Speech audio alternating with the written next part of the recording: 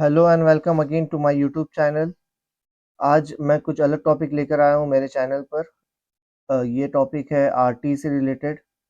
RT 2024-25 में जो admissions होने वाले हैं, तो उसका एक नया जीआर निकला है। श्रीमती अदिति एकबुटे, वरिष्ठ तांत्रिक संचालक जो है पुणे से, उन्होंने एक जीआर निकाला है एज लिमिट को लेकर। एज क्राइटेरिया क्या होनी चाहिए, कौन सा बच्चा कितने एज क्राइटेरिया में कौन से स्टैंडर्ड में एडमिशन ले सकता है। और साथ ही साथ उन्होंने एक अच्छी चीज़ एक बताई है जीआर में, कि जो बच्चों का जुलाई से नवंबर के बीच में जन्म हुआ है, तो उनका जो शैक्षणिक नुकसान जो होता था, तो वो नुकसान ना हो, इस वजह से 2024-25 आरटी 2025 के हिसाब से जो उन्होंने बताया हमें एज लिमिट वरीय मर्यादा जो दी है उन्होंने 31 दिसंबर 2024 की, वो कैसे रहनी चाहिए, तो वो यहाँ पर उन्होंने हमें दिखाई है। तो 2024-25 में जो रहना चाहिए आरटी के साथ, क्या बच्चे कौन से क्लास में कौन से एज लिमिट में एडमिशन ले सकते हैं। जैसे उन्होंने यहाँ पर जीआर में बताया है कि प्ले ग्रुप नर्सरी जो है, इनका जो आयु सीमा रहना चाहिए, वरीय मर्यादा जो यहाँ पे जीआर में दिया है, तो जो आयु सीमा है वो 1 जुलाई 2020 से लेकर 31 दिसंबर 2021 तक रहना चाहिए, जिसकी कम से कम एज लिमिट 3 साल और ज़्यादा से ज़्यादा एज लिमिट 4 साल 5 महीने 30 दिन रहना चाहिए।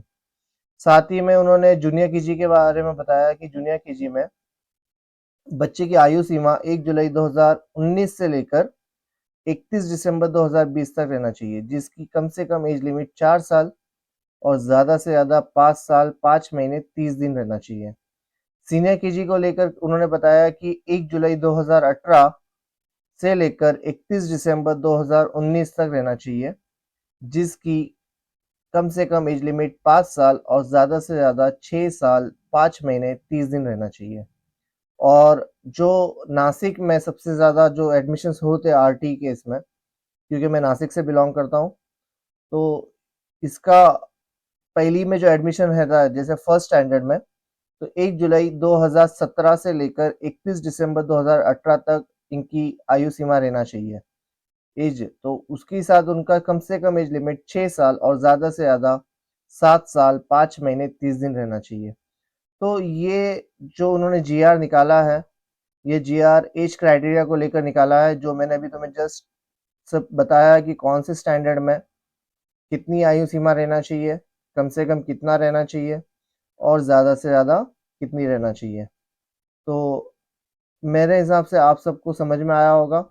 अभी भी अगर आपको कुछ इससे रिलेटेड कुछ डाउट हो, तो आप मुझे कमेंट कर सकते हो मेरे कमेंट बॉक्स में। मैं उसका जल्द से जल्द आपको उसका रिप्लाई दूंगा।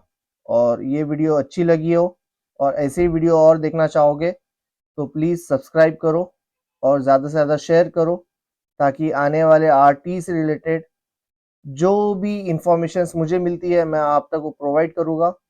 साथ में अभी फ़िलहाल में आरटी एडमिशन स्टार्ट हुए नहीं है, क्योंकि स्कूल रजिस्ट्रेशन उनको दिया है 16 ऑफ मार्च तक। उसी के बाद वो डिक्लेयर करेंगे कि एडमिशन्स कब स्टार्ट हो गए, फॉर्म कब फिल करना है रजिस्ट्रेशन। तो उस वक्त मैं वापस से एक वीडियो आपके लिए तैयार करूँगा कि डॉक्यूमेंट्स क्या क्या चाहिए, फॉर्म कैसे भरना है, ये सारी चीज़ें मैं आपको डिटेल्स में फिर एक बार बताऊँगा।